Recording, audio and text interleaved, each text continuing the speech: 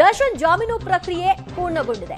57ನೇ CCH ಕೋರ್ಟ್ನಲ್ಲಿ ಜಾಮೀನು ಪ್ರಕ್ರಿಯೆಯನ್ನು ಪೂರ್ಣಗೊಳಿಸಲಾಯಿತು. ದರ್ಶನ್ಗೆ ಸಹೋದರ ದಿನಕರ್ ಮತ್ತು ಸ್ನೇಹಿತ ಧನ್ವೇರ್ ಇಬ್ರು ಕೂಡ ಶ್ಯೂರಿಟಿದಾರರಾಗಿದ್ದಾರೆ. ಈ ಹಿಂದೆ ಮಧ್ಯಂತರ ಜಾಮೀನು ಪಡೆದಾಗಲೂ ಕೂಡ ಇವರಿಬ್ರು ಶ್ಯೂರಿಟಿ ಕೊಟ್ಟಿದ್ರು. ಬೆಂಗಳೂರು ಬಿಟ್ಟು ಹೋಗದಂತೆ ಕೋರ್ಟ್ ಸೂಚನೆಯನ್ನ ಕೊಟ್ಟಿದೆ. ಈ ಹಿನ್ನೆಲೆಯಲ್ಲಿ ದರ್ಶನ್ ಬೆಂಗಳೂರಿನಲ್ಲೇ ಇರಬೇಕು. ಕಳೆದ 1.5 ತಿಂಗಳಿನಿಂದ ಬಿಜಿಎಸ್ ಆಸ್ಪತ್ರೆಯಲ್ಲಿ ದರ್ಶನ್ ಅವರು ಚಿಕಿತ್ಸೆಯನ್ನ ಪಡ್ಕೊಳ್ತಾ ಇದ್ದಾರೆ. ಬೆನ್ನು ನೋವಿಗೆ ಸಂಬಂಧಪಟ್ಟ ಹಾಗೆ 1 ಲಕ್ಷ ಬಾಂಡ್ಗೆ ಸಹಿ ಹಾಕಿ ಆಸ್ಪತ್ರೆಯತ್ತ ಈಗ ದರ್ಶನ್ ಹೊರಟಿದ್ದಾರೆ. ಆಸ್ಪತ್ರೆಯಲ್ಲಿ ಅವರ ಚಿಕಿತ್ಸೆ ಮುಂದುವರಿಯುತ್ತೆ. ಇದು ಗುರುವಾರದವರೆಗೂ ಅಂತ. ಗುರುವಾರದ ಬಳಿಕ ದರ್ಶನ್ ಡಿಸ್ಚಾರ್ಜ್ ಆಗಿ ಮರಳಿ ಮನೆಗೆ ಹೋಗುವಂತಹ ಸಾಧ್ಯತೆಗಳಿದೆ. ಅದಕ್ಕಿಂತ ಹೆಚ್ಚು ದಿನಗಳು ಅವರ ಟ್ರೀಟ್ಮೆಂಟ್ ನೆಸೆಸಿಟಿ ಬೀಳಲ್ಲ ಅಂತ ಮಾಹಿತಿ ಲಭ್ಯವಾಗ್ತಿದೆ.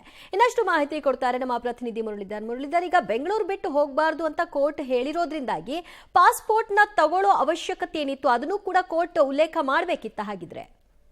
ದಿವ್ಯ, ಏನಂದ್ರೆ ಪ್ರಮುಖವಾಗಿ ಹೈಕೋರ್ಟ್ನ ಆದೇಶದ ಪ್ರತಿ ಇತ್ತು. ಆದೇಶದ ಪ್ರತಿಯಲ್ಲಿ ಒಂದಷ್ಟು ಷರತ್ತುಗಳನ್ನ ಹಾಕಿದ್ರು. 1 ಲಕ್ಷ, 2 ಶ್ಯೂರಿಟಿ ಮತ್ತು ಟ್ರಯಲ್ ಕೋರ್ಟ್ನ ವ್ಯಾಪ್ತಿಯನ್ನ ಬಿಟ್ಟು ಹೊರಗಡೆ ಹೋಗಬಾರ್ದು ಅಂತ ಹೇಳಿ. ಅಕಸ್ಮಾತ್ ಟ್ರಯಲ್ ಕೋರ್ಟ್ನ ವ್ಯಾಪ್ತಿಯನ್ನು ಬಿಟ್ಟು ಹೊರಗಡೆ ಹೋಗ್ಬೇಕು ಅಂದ್ರೆ ಅದನ್ನ ಟ್ರಯಲ್ ಕೋರ್ಟ್ನ ಅನುಮತಿಯನ್ನ ಪಡ್ಕೊಂಡು ಹೊರಗಡೆ ಹೋಗ್ಬೇಕು ಅಂತ. ಆದ್ರೆ ಈಗ ಕಳೆದ ಬಾರಿ ಅಂದ್ರೆ ಮಧ್ಯಂತರ ಜಾಮೀನನ್ನ ಮಂಜೂರು ಮಾಡಿದಂತ ಸಂದರ್ಭದಲ್ಲಿ ಆ ಷರತ್ತುಗಳನ್ನ ವಿಧಿಸಿದ್ರು. ಅಂದ್ರೆ ಪಾಸ್ಪೋರ್ಟ್ ಅನ್ನ ಕೋರ್ಟ್ನ ಸುಪರ್ದಿಗೆ ಕೊಡ್ಬೇಕು ಅಂತ ಹೇಳಿ. ಆದ್ರೆ ಮತ್ತೊಮ್ಮೆ ರೆಗ್ಯುಲರ್ನ ಬೇಲ್ನ ಏನು ಆದೇಶ ಬಂದಿತ್ತು ಆ ಸಂದರ್ಭದಲ್ಲಿ ಪಾಸ್ಪೋರ್ಟ್ನ ಅವರು ಕೊಟ್ಟಿರ್ಲಿಲ್ಲ. ಪಾಸ್ಪೋರ್ಟ್ನ ವಿಚಾರಕ್ಕೆ ಸಂಬಂಧಪಟ್ಟಂತೆ ಉಲ್ಲೇಖ ಕೂಡ ಆದೇಶದ ಪ್ರತಿಯಲ್ಲಿ ಆಗಿರ್ಲಿಲ್ಲ. ಆ ಹಿನ್ನೆಲೆಯಲ್ಲಿ ಇವತ್ತು ಕೋರ್ಟ್ನ ಗಮನಕ್ಕೆ ತಂದಂತ ದರ್ಶನ್ ಪರ ವಕೀಲರು ಪಾಸ್ಪೋರ್ಟ್ನ ಸರೆಂಡರ್ ಮಾಡ್ಬೇಕು ಅಂತ ಹೇಳಿ ಎಲ್ಲೂ ಕೂಡ ಉಲ್ಲೇಖ ಆಗಿಲ್ಲ. ಆ ಹಿನ್ನೆಲೆಯಲ್ಲಿ ನೀವು ನಮ್ಗೆ ಪಾಸ್ಪೋರ್ಟ್ ಅನ್ನ ಹಿಂತಿರುಗಿಸಬಹುದು. ಜೊತೆಗೆ ಕೋರ್ಟ್ ಅಂದ್ರೆ ಬೆಂಗಳೂರನ್ನ ಬಿಟ್ಟು ಹೋಗುವಂತದ್ದು ಇರ್ಬೋದು ಅಥವಾ ಬೆಂಗಳೂರಿನಿಂದ ಹೊರಗಡೆ ಹೋಗ್ಬೇಕು ಅಂದ್ರೆ ಯಾವ್ದಾರ ಅನುಮತಿಯನ್ನ ಪಡ್ಕೊಂಡು ಹೋಗ್ಬೇಕು ಅನ್ನೋ ವಿಚಾರಗಳಿದಾವೆ. ಅದನ್ನ ಆ ಕಾನೂನನ್ನ ಪಾಲನೆಯನ್ನ ಮಾಡ್ತೀವಿ ಅಂತೇಳಿ ಕೋರ್ಟ್ನ ಗಮನಕ್ಕೆ ತಂದ ಹಿನ್ನೆಲೆಯಲ್ಲಿ ಇವತ್ತು ಅವರ ಪಾಸ್ಪೋರ್ಟ್ ಅನ್ನು ಕೂಡ ವಾಪಸ್ ಹಿಂತಿರುಗಿಸುವಂತ ಕೆಲಸವನ್ನ ಕೋರ್ಟ್ ಮಾಡಿರುವಂತದ್ದು. ಅಂದ್ರೆ ಹೈಕೋರ್ಟ್ನ ಷರತ್ತುಗಳೇನಿತ್ತು ಆ ಷರತ್ತುಗಳ ಪ್ರಕ್ರಿಯೆ ಮತ್ತು ಆ ಪ್ರಕ್ರಿಯೆಗಳು ಈಗಾಗಲೇ ಪೂರ್ಣ ಆಗಿರುವಂತದ್ದು ಮತ್ತು ಅವರ ಸೂಚನೆಗಳೇನಿತ್ತು ಆ ಸೂಚನೆಯ ಪ್ರಕಾರ ಪಾಸ್ಪೋರ್ಟ್ ಅನ್ನ ಕೊಡಬೇಕು ಕೋರ್ಟ್ನ ಸುಪರ್ದಿಗೆ ಅನ್ನೋದ್ರ ಬಗ್ಗೆ ಉಲ್ಲೇಖ ಇರ್ಲಿಲ್ಲ.